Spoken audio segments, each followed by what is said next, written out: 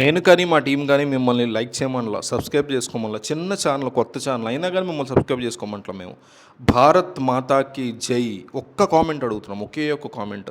వీళ్ళ కోసం ఒక కామెంట్ వేస్తే ఎంత, అయిపోతే ఎంత అనుకుంటే మేము ఏం చేయలేం, కానీ రిక్వెస్ట్ చేస్తున్నాం. 100 కామెంట్లు టార్గెట్ పెట్టుకున్నాం. మీరు ఇచ్చే ఒక్క కామెంట్ మాకు కొండంత బలాన్ని ఇస్తుందని గుర్తుపెట్టుకోండి. మిస్ అవ్వకుండా కామెంట్ చేయండి.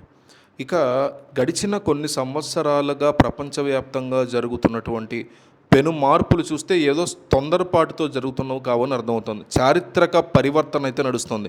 మారిషస్తో భారతదేశం యొక్క సంబంధాలు బలపడడం చూపిస్తుంటే ఇది అద్భుతంగా అనిపిస్తుంది. సెప్టెంబర్ 11, 2025 నరేంద్ర మోడీ మారిషస్ ప్రధానమంత్రి నవీన్ రామ్గులం మధ్య వారణాసిలో ఉన్నత స్థాయి ద్వైపాక్షిక చర్చలు జరిగాయి.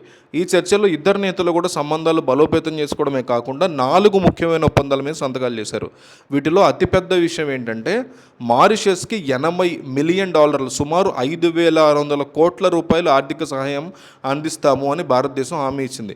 ఇది కేవలం ఆర్థిక ప్యాకేజీ మాత్రమే కాదు, హిందూ మహాసముద్రంలో భారతదేశ వ్యూహాత్మక ఉనికిని మరింత బలోపేతం చేసుకునే చర్య.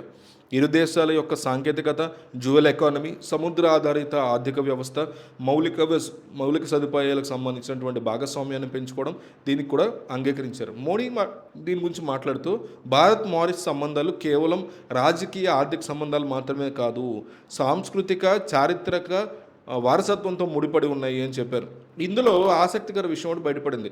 నవీన్ రాంగులం ఏమన్నాడంటే భారత పర్యటనలో భాగంగా ఉత్తరాఖండ్ వెళ్ళాడు. వెళ్ళి ఆ యోగి ఆదిత్యనాథ్ ఆయనకి చార్ధామ్ ప్రసాదాన్ని బహుకరించారు. హౌస్ ఆఫ్ హిమాలయస్ బ్రాండ్కి చెందినటువంటి ఉత్పత్తులను కూడా జ్ఞాపికలుగా ఇచ్చారు. ఇది కేవలం ఒక ప్రతీకాత్మక చర్య మాత్రమే కాదు, భారతదేశం యొక్క సాఫ్ట్ పవర్, డిప్లొమసీకి ఒక ఉదాహరణ. ఒకవైపు సైనిక శక్తిని భారతదేశం 6th జనరేషన్ ఫైటర్ జెట్ గురించి మాట్లాడుతుంటే తన ఆధ్యాత్మిక, సాంస్కృతిక వారసత్వాన్ని ప్రపంచ నాయకులకి పరిచయం చేస్తుంది ఇండియా. ఇక మీదట భారతదేశం కేవలం అంటే అగ్రరాజ్యం విషయంలో ఆధ్యాత్మిక శక్తిగా కూడా ఎదగడానికి ఇండియా ప్లాన్ చేస్తుందని స్పష్టమవుతుంది. మారిషస్ లాంటి దేశాలతో సంబంధాలు పెంచుకోవడం హిందూ మహాసముద్రంలో భారత పట్టును మరింత బలోపేతం చేస్తుంది. అది మాత్రమే కాకుండా మారిషస్ ప్రధాని యొక్క భార్య బెనారస్ చీరను కూడా కొనుక్కెళ్లారు.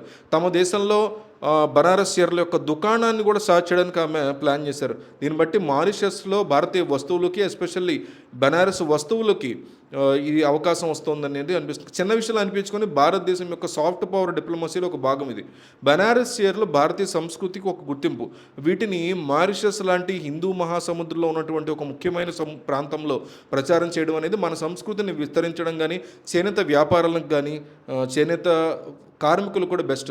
ఇంకొక వ్యూహాత్మక వార్త ఏంటంటే భారత్ చాగోస్లో అడుగుపెట్టడం. ఈ ప్రాంతం అమెరికా యొక్క ప్రధాన స్థావరం సిగాయోకి చాలా దగ్గరగా ఉంటుంది. గల్ఫ్ యుద్ధం, ఆఫ్ఘనిస్తాన్, ఇరాక్ యుద్ధాల్లో అమెరికా ఉపయోగించింది.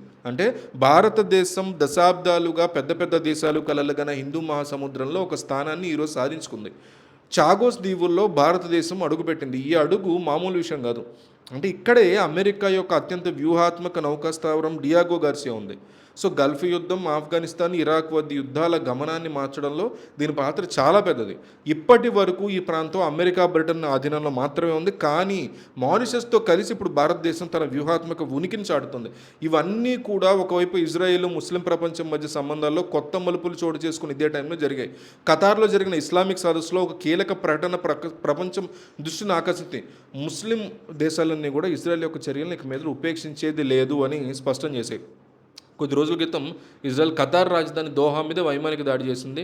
ఈ దాడి గాజా యుద్ధ విరమణ, బందీల విడుదల గురించి చర్చలు జరుపుతున్న హమాస్ ప్రతినిధుల్ని లక్ష్యంగా చేసుకుని జరిపింది. ఇజ్రాయెల్ కావాలనే శాంతి చర్చల్ని చెడగొట్టాలని చూస్తోందని ఖతార్ ఆరోపించింది. అందుకే ఈ దాడి తర్వాత ఖతారు అత్యవసర ఇస్లామిక్ సదస్సును ఏర్పాటు చేసింది. ఈ సదస్సులో ముస్లిం దేశాలు, అరబ్ దేశాలు ఏకమై ఇజ్రాయెల్ని తీవ్రంగా ఖండించాయి. ఇవి దాడికి కేవలం ఒక దేశం మీద కాదు, మొత్తం ముస్లిం ప్రాంతపు భద్రత మీద దాడి అంటున్నాయి. అవి గల్ఫ్ దేశాల సమూహం జీసీసీ అతిపెద్ద నిర్ణయాన్ని తీసుకుంది. ఇక మీదట ఉమ్మడి భద్రతా వ్యవస్థను మేము ఏర్పాటు చేస్తామని వెల్లడించింది. అంటే నాటో దేశాల్లో ఉన్నట్టుగా ఒక దేశం మీద దాడి జరిగితే అన్ని దేశాలపై జరిగినట్టుగా భావిస్తారనమాట. ఇంకోవైపు ఉక్రెయిన్ డ్రోన్ దాడులతో రష్యా యొక్క చమురు నిల్వల్ని ఎట్లా నాశనం చేస్తుందో మనం చూస్తున్నాము. ఆశ్చర్యకరమైన విషయం అండి. ఇక్కడ భారతీయ రిఫైనరీలు ఈ అవకాశాన్ని బాగా ఉపయోగించుకుంటున్నాయి.